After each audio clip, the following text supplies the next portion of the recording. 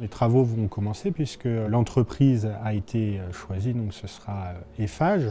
Ce qui a fait la différence, c'est sur le plan technique, environnemental et sa pérennité, notamment le matériau choisi, qui montrera vraiment ses qualités entre guillemets sur le temps long.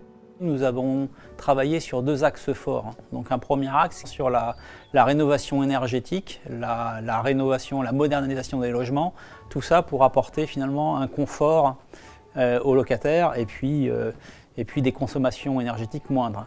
Et puis un deuxième axe sur l'aspect extérieur avec l'emploi de matériaux nobles, avec une volonté importante. Cette volonté, c'était de faire en sorte que cette réhabilitation apporte une qualité qui s'apparente à du logement privé. Pour ce faire, nous avons décidé d'habiller les façades en zinc, qui est un matériau qui apporte une grande résistance dans le temps et qui est auto-nettoyant. Salut Jean-Pierre. Salut Marie-Pierre. Ça va? Je viens faire un petit point avec toi par rapport au relogement. Je sais que j'ai des fois des locataires qui s'inquiètent, qui me rappellent pour me dire qu'ils s'inquiètent. Là, ça va mieux en ce moment? Comme ils savent que ça va bientôt commencer, en fait, ça y est, ça commence à un petit peu les stresser. Cédric, je voulais savoir, tu as le nouveau planning ou pas? Les travaux vont démarrer à partir du mois de mai, en sachant que les travaux, ça va représenter 2 semaines de travaux dans les logements des étages et 2 mois pour les logements des rez-de-chaussée. Pour les logements des étages, les locataires restent en place. Pour les logements des rez-de-chaussée, on ne peut pas, vu l'ampleur des travaux, on ne peut pas conserver les locataires en place, donc ce sera en logement vide. Bonjour Madame Wex, c'est Marie-Claire Lequin. Je reviens vous voir pour voir où on en est au niveau du projet. Si on n'arrive pas à vous trouver le logement idéal qui vous convienne ailleurs, bien revenir ici. donc on va essayer de tout faire pour que vous puissiez garder ce logement-là. D'accord? Oh oui, Même parce si, que par je contre, il y aura suis bien. 2 mois provisoires où il faudra changer de bâtiment.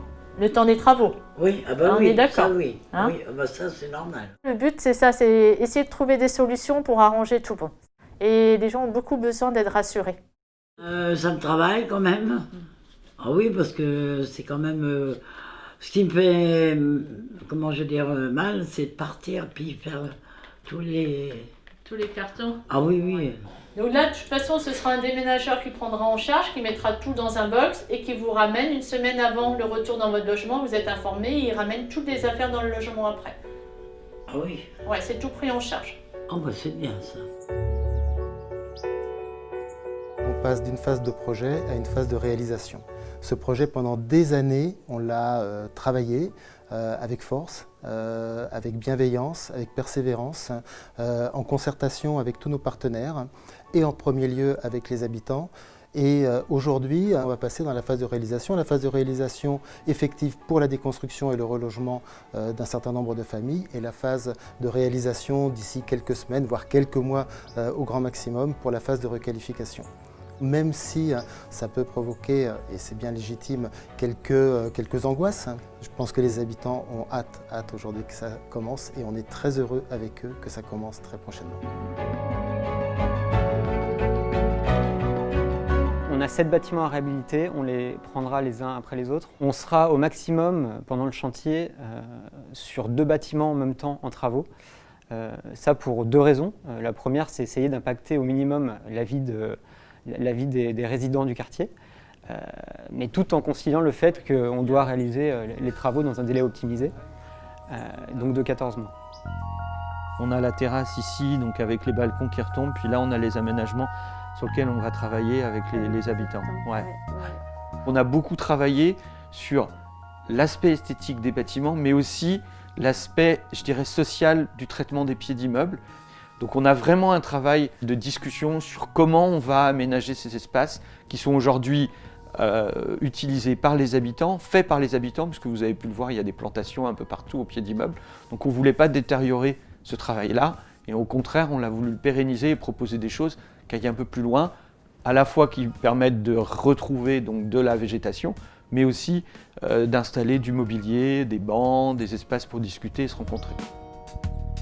On a des enjeux urbains, architecturaux, environnementaux, mais on est avant tout sur de l'humain, et c'est vraiment passionnant d'échanger avec les habitants sur la manière dont ils envisagent le futur de leur quartier. C'est passionnant. Les bâtiments vont être très jolis, oui. Vous allez voir quand il y aura du soleil, il va y avoir un reflet, ça va être magnifique. Et puis tout va être boisé, là, ça va être... Si, c'est vrai que ça va être vraiment super. Ça va être beau, hein. Oui, ça va être très beau quand... C'est ce que moi j'ai dit aussi, ça va être beau, hein. Ouais, Caprio va changer, hein. Ouais. Vous allez subir un Les travaux, peu quoi. de travaux, oui, ça va être un peu dur sur la machine, mais après, vous allez très bien, après, ça va être super... Ça va être beau, hein. Si vous avez des soucis pendant les transformations, enfin les rénovations et tout, si vous avez des soucis, on est là pour vous défendre et pour vous aider. L'accompagnement des locataires, ça fait partie de notre ADN. On le fait au quotidien. On l'a fait pendant toute l'élaboration du projet. On l'a fait également pendant la phase de relogement des familles. On le fera également. Et ça, je tiens à rassurer les habitants pendant toute la phase de réalisation des travaux. Ah d'accord, c'est votre interrupteur. Oui. Bah, je vais faire une demande d'intervention. Hein. De rien. Bonne journée. Non, il n'y a pas de souci. Bonne journée. Tous les collègues sont mobilisés pour écouter, accompagner et faire en sorte que ces travaux se passent le mieux possible pour qu'après, un nouveau quartier naisse, surgisse de terre et que les habitants soient heureux d'y habiter.